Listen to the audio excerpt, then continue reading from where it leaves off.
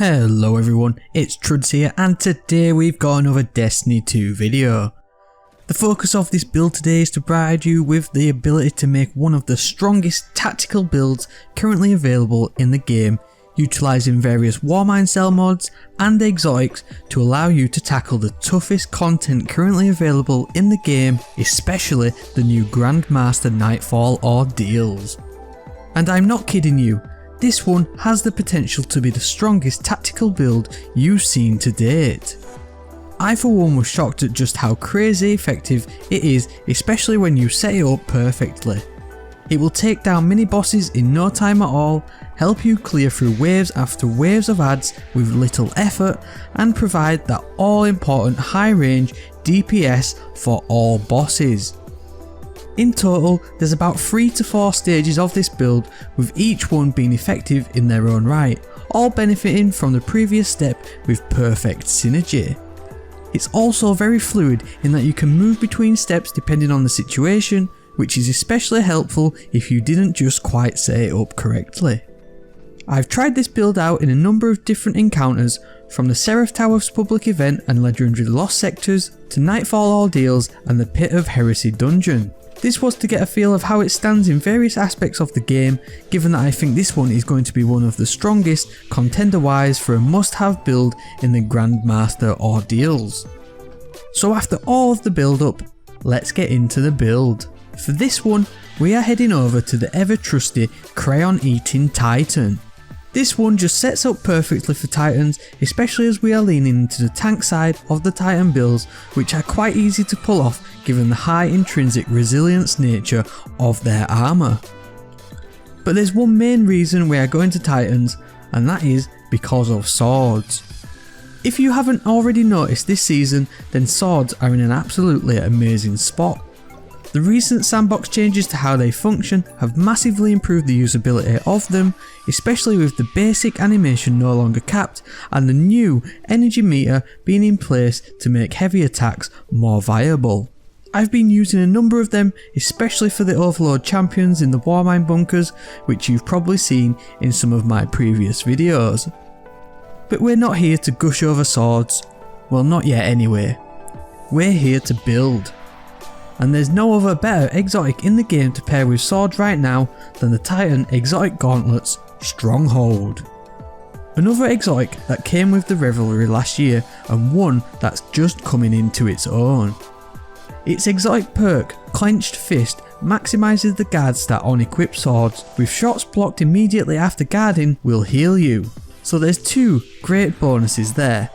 First off, guarding is very important in this build to maximise its potential, so the bonuses of this perk play into it very nicely. Clenched Fist effectively provides you infinite guard on your swords, so blocking costs no sword ammo, it gives you maximum resistance to incoming damage, and it lasts as long as you want. So if you're in a sticky situation, holding your sword out to block incoming damage is definitely handy. Plus, if you block a shot as you guard, you will heal as well thanks to this exotic. Now obviously, we are going to be pairing this exotic with a sword. But which one? There's so many strong options out there, with the new Disrupting Blade artifact mod making legendary swords like Steel Cybele a top option. But we're not here for legendary builds, we're going exotic, and there's only really one option: Black Talon. Now Black Talon has been a bit of a sleeper for a long time, but its recent catalyst and the changes to sword in general really do make this a top option in endgame content, and it pairs perfectly with Stronghold too. The bonus with Black Talon is that not only you can hack and slash at close range like all other swords in the game, but it also acts as a ranged weapon too. Its intrinsic perk, Crow's Wings, allow you to fire out heavy seeking projectiles towards enemies. The attacks are stronger with full sword energy, and these partially bypass elemental shields too. So it allows you to keep at a safe distance from the rather annoying boss stomp mechanic in the game, whilst also getting the bonus of high DPS that swords offer. It comes with an average charge rate, so the max damage from a full powered sword attack will be available quickly, although you can spam it, but be mindful of the lower damage potential using it like this. That's not all though. as the Catalyst gives us the added perk of Reversal, which buffs your damage output of Crow's Wings by 50%. Reversal is procced by guarding immediately prior to taking damage, so you block a shot and then instantly get bonus damage. The time frame is short though, at about 3 seconds max, so make use of that damage buff as soon as possible. You'll get a little notification in the tooltip at the left hand side of your screen to let you know that it is ready. This Catalyst perk runs nicely with Stronghold's perk, as you'll now get bonus damage of Crow's Wings as well as being healed by Clenched Fists. These have been a nice combo for some time, but now let's dial it up with some artifact mods and Warmind cells to really double down into this combo.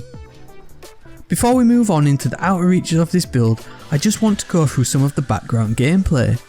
A lot of it has been taken from static situations either with Old Greg or in the Tribute Hall. This is just to try to show some of the various degrees of impact this build can have at varying different stages depending on how it all pans out. Obviously, playing actual content, the order it all rolls out in will vary, so it's up to you to take the most out of it with what you've got at the time and maximise the potency of this build. The first mod we are putting in is the artifact mod Passive Guard. This is a class item specific mod costing 6 neutral energy. It is directly tied to the sword build as it allows for you to take less damage from combatants who are nearby whilst you have a sword equipped. It is an expensive mod to have in, but for them close quarters situations that you may find yourself in often with the hack and slash playstyle of natural swordplay, then the damage reduction is rather nice. Now we've got a number of Warmind cells that we're going to dump into the rest of this build. Obviously there's a number of ways to create Warmind cells, but the most simple and the way that we are doing it with this build is to use the Seraph weapons from this season. In particular, I've got the 7th Seraph Officer Revolver with Ambitious Assassin and Vorpal. Despite only having 8 in the mag, Ambitious Assassin will bump it up depending on the number of kills prior to a reload, and Vorpal weapon greatly assists with the basic damage to mages and bosses in general, so not too much of a shabby roll. In the energy slot we are rolling one of my favourite weapons this season, the 7th Seraph CQC-12 with a slide shot and trench barrel roll. Slide shot is nice for that slide reload and a bonus to range, with trench barrel giving a boost to damage output, handling and reload speed for a short time. Both actually pair nicely, and trench barrel works great with the Void Defender subclass we are going to be using, which we will discuss in just a little bit. Obviously you can use the other Seraph weapons as you prefer, but the main goal here is to generate Warmind cells so we can fully appreciate this build we are going for.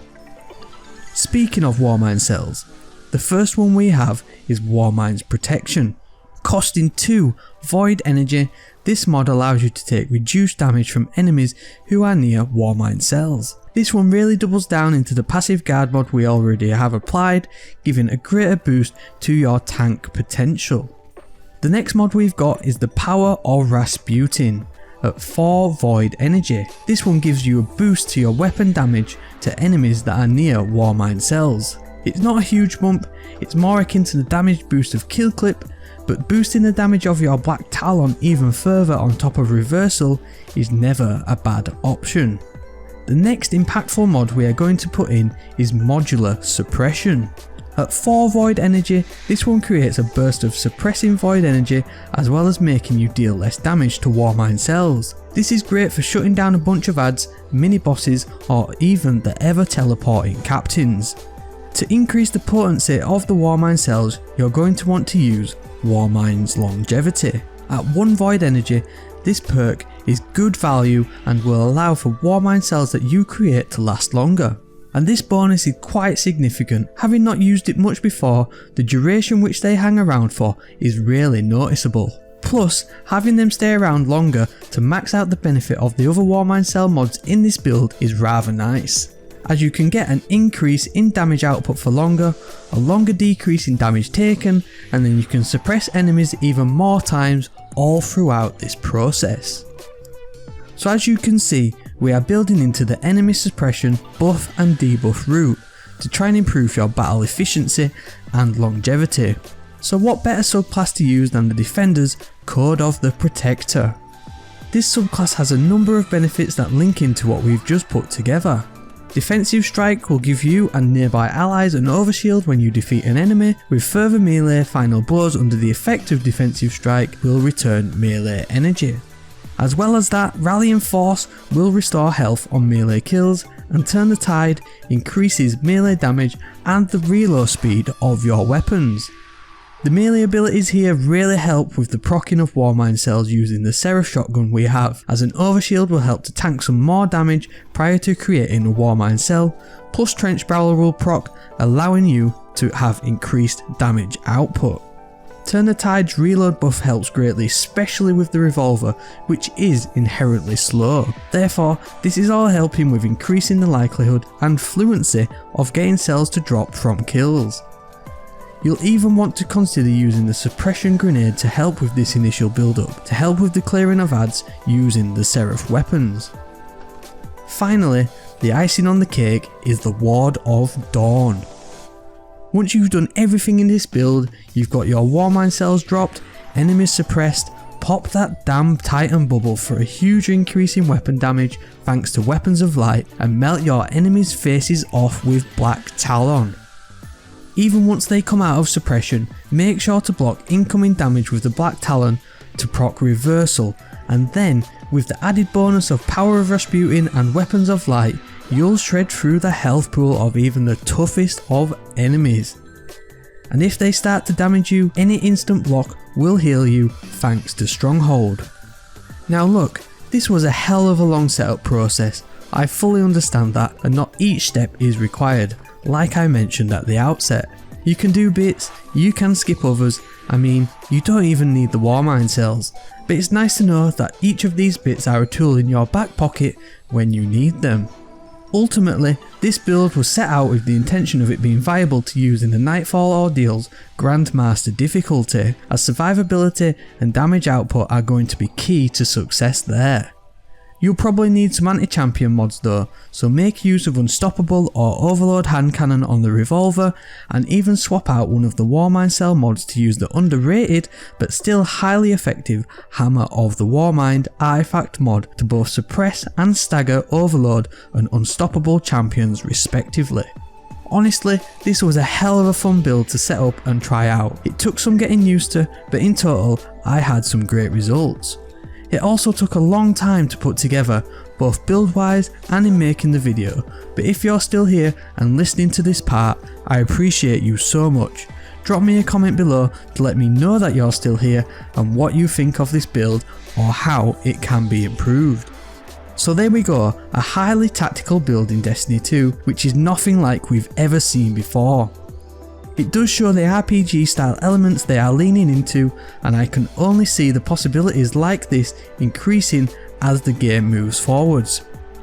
Once again, the support here has been incredible as we continue to build the positive community here on the channel. I appreciate everybody for stopping by, but if you're new here and enjoyed the video, please hit the subscribe button for more epic build videos like this, and also a rating down below really helps me out. Thank you very much for watching, and I hope to see you next time.